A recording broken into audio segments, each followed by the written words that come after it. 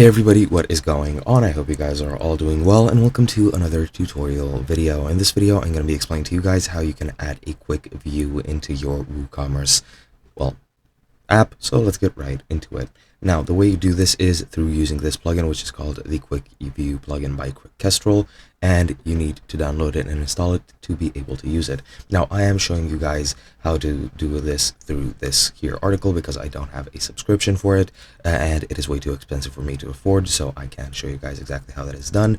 However, what you need to do is download the zip file from your WooCommerce account after you subscribe to this plugin. It costs usually about $5 monthly. Sometimes it's on sale. Currently it's $3, and once you purchase it, then you'll be able to download it. Then you need to go into your WordPress admin, go into plugins and add new, and select upload plugin and choose the file and select the file you've downloaded. Now once you do that, you can install now and activate the extension, and then it should work.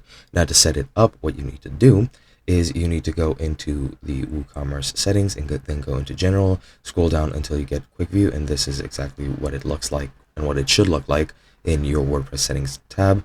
And then when you're there, you'll be able to enable one of two methods for displaying the quick view pop-up, and you can just use the trigger to choose one of these options. You have the quick view button and any non-Ajax add to cart button, so you can choose between the two depending on what you prefer most. Then that is pretty much it. Once you're done with both of those, click save changes, and that should be all there is to it. Hope you guys enjoyed, and I'll be seeing you guys in another video.